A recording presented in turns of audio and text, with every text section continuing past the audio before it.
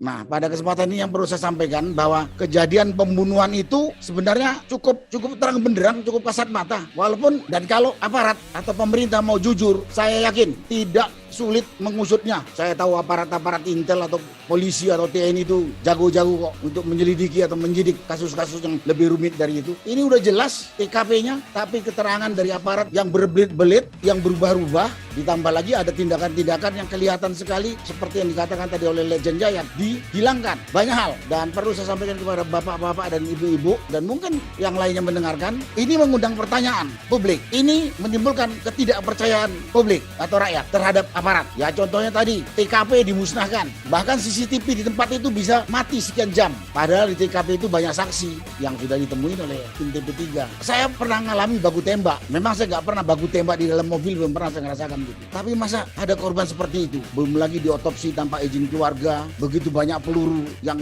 umumnya sasarannya adalah dada. Itu menimbulkan banyak pertanyaan. Banyak yang tanya kepada saya, masa nggak bisa diusut kayak gitu aja Pak? Saya kalau sudah pusing jawabnya, kau tanya lah sama penyidik. Tapi siapa yang berani tanya? Tapi saya yakin ini akan terbuka. Tadi Pak Amin Rais sudah mengatakan akan terbuka. Apalagi sebelum kejadian, 2 hari sebelum kejadian ini ada aparat intel yang ditangkap oleh anak FPI, nggak diapa-apain, cuma dikorek aja keterangan. Tapi dengan entengnya BIN menyatakan itu bukan personel kami. Kesimpulan saya dari kasus-kasus ini yang ditutupin ini aparat atau pemerintah menganggap publik termasuk saya di dalamnya itu buta, tuli dan tolol gitu. Sehingga nerima saja apa yang disampaikan. Apa yang disampaikan Kapolda, apa yang disampaikan oleh juru bicara BIN, apa yang disampaikan oleh segala macam aparat, termasuk apa yang disampaikan oleh Komnas HAM. Oh, rupanya aparat dan pemerintah ini menganggap ini rakyat ini buta, tuli, tolol. Enggak Pak, Bapak Ibu, rakyat itu tidak buta, tidak tuli, tidak tolol. Jadi janganlah ditipu-tipu begitu gitu. Jangan ditipu-tipu begitu. Dan banyak lagi yang nggak mungkin saya katakan. Tapi yang jelas kesimpulan saya tadi ya berkaitan dengan kasus ini yang sudah dilaporkan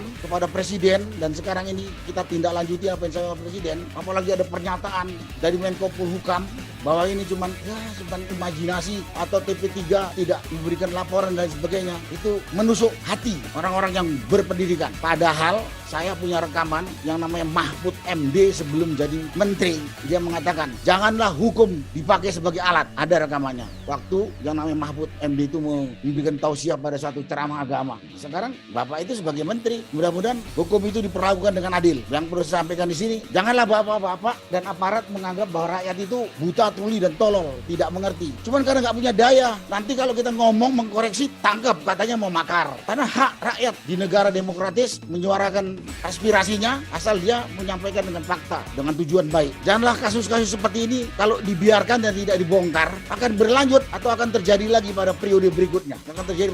Arogansi aparat, rakyat jadi korban. Yang jadi korban itu bisa siapa saja.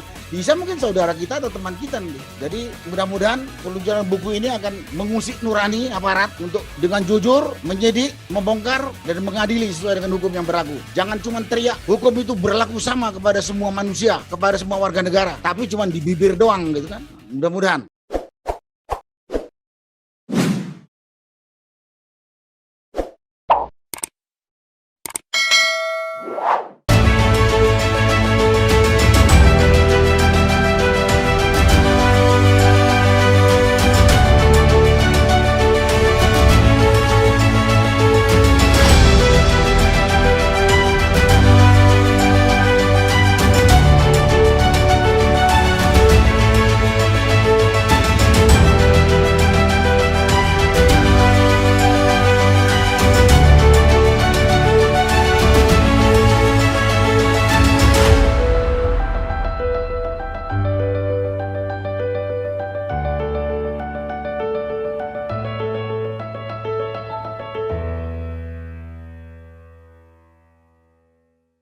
Saya mungkin sampaikan kehadiran saya ini seperti tadi yang dikatakan oleh Pak Abdullah, ini dalam rangka tanggung jawab kepada syariat agama. Selama kita masih punya umur, selama punya kesehatan, kita wajib menegakkan amar ma'ruf dan nahi mungkar. Jadi nggak ada yang saya cari untuk kepentingan pribadi. Di samping ini juga karena kecintaan saya kepada NKRI, supaya NKRI ini tetap tegak berdaulat sampai kiamat nanti. Jangan sampai NKRI ini pecah belah karena masalah kepemimpinan, masalah pemerintahan yang nggak punya legitimasi di mata rakyat. Saat ini terasa banget bagaimana rendahnya legitimasi pemerintah di mata rakyat. Dari mulai sejak pelaksanaan Pilpres yang lalu. Karena banyak hal yang aneh, banyak hal yang nggak umum, banyak yang ditutup-tutupi, banyak yang dilaksanakan secara diam-diam, bahkan mungkin dengan tipu-tipu. Itu mungkin pembukaan saya. Nah, berkaitan dengan peluncuran buku putih TP3 ini, kejadian pembunuhan 6 laskar FPI pengawal Habib Rizik ini menarik perhatian dan menusuk nurani cukup banyak rakyat dari Sabang sampai Merauke, bahkan mungkin bangsa Indonesia yang ada di mancanegara, dan banyak juga yang berkomunikasi dan menanyakan kepada saya gitu. Dan saya kebetulan sebagai purnawirawan TNI, jadi cukuplah saya 35 tahun di itu belum ada perubahan namanya TNI. Hampir sama dengan besan saya katakan saya hampir semua travel spot yang ada di tanah air kita di Indonesia ini pernah saya bertugas. Rasanya tidak ada kelakuan aparat seperti itu. Nah, pada kesempatan ini yang perlu saya sampaikan bahwa kejadian pembunuhan itu sebenarnya cukup terang benderang, cukup kasat mata. Walaupun dan kalau aparat atau pemerintah mau jujur, saya yakin tidak sulit mengusutnya. Saya tahu aparat-aparat intel atau polisi atau TNI itu jago-jago kok untuk menyelidiki atau menyidik kasus-kasus yang lebih rumit dari itu. Ini udah jelas TKP-nya, tapi keterangan dari aparat yang berbelit-belit, yang berubah-ubah, ditambah lagi ada tindakan-tindakan yang kelihatan sekali seperti yang dikatakan tadi oleh Legend Jayat, dihilangkan. Banyak hal, dan perlu saya sampaikan kepada bapak-bapak dan ibu-ibu, dan mungkin yang lainnya mendengarkan, ini mengundang pertanyaan publik. Ini menimbulkan ketidakpercayaan publik atau rakyat terhadap aparat. Ya contohnya tadi, TKP dimusnahkan. Bahkan CCTV di tempat itu bisa mati sekian jam. Padahal di TKP itu banyak saksi yang sudah ditemuin oleh tim TP3. Kemudian kondisi jenazah. Saya pernah ngalami baku tembak. Memang saya nggak pernah baku tembak di dalam mobil, belum pernah saya ngerasakan gitu. Tapi masa ada korban seperti itu? Belum lagi diotopsi tanpa izin keluarga. Begitu banyak peluru yang umumnya sasarannya adalah dada. Itu menimbulkan banyak pertanyaan. Banyak yang tanya kepada saya, masa nggak bisa diusut kayak gitu aja Pak? Saya kalau sudah pusing jawabnya, kau tanyalah sama penyidik. Tapi siapa yang berani tanya? Tapi saya yakin ini akan terbuka. Tadi Pak Amin Rais sudah mengatakan akan terbuka. Apalagi sebelum kejadian, 2 hari sebelum kejadian ini ada aparat intel yang ditangkap oleh anak FPI. Nggak diapa-apain, cuma dikorek aja keterangan. Tapi dengan entengnya BIN menyatakan itu bukan personel kami. Kesimpulan saya dari kasus-kasus ini yang ditutupin ini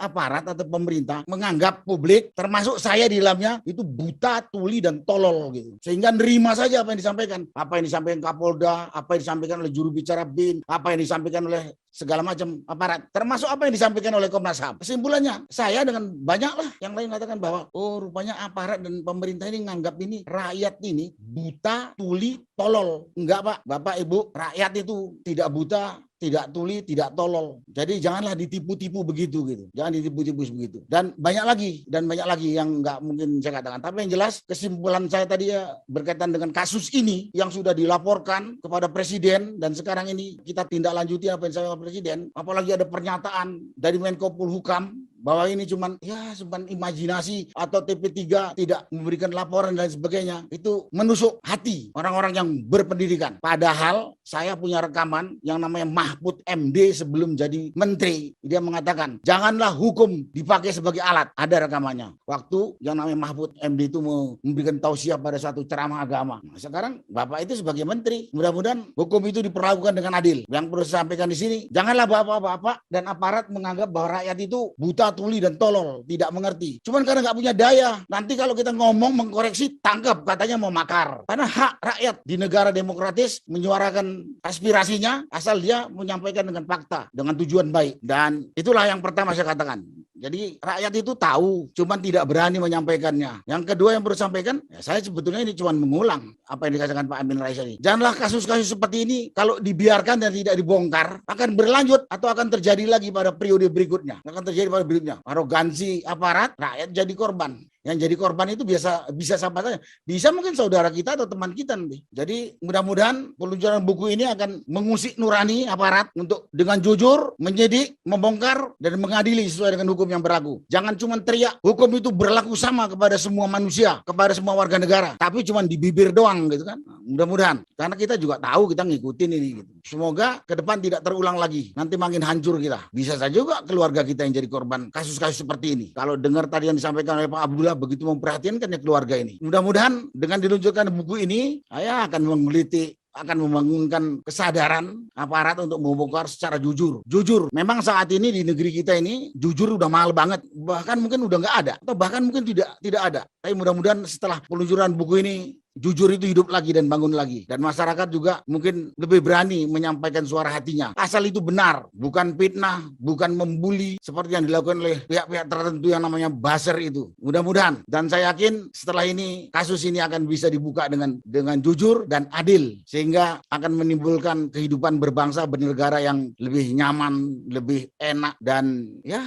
sejahtera lah bangsa kita. Itulah bisa saya sampaikan mungkin kepada Bapak penyelenggara. Saya ucapkan terima kasih atas kehormatan yang diberikan saya untuk memberikan tanggapan. Wassalamualaikum warahmatullahi wabarakatuh.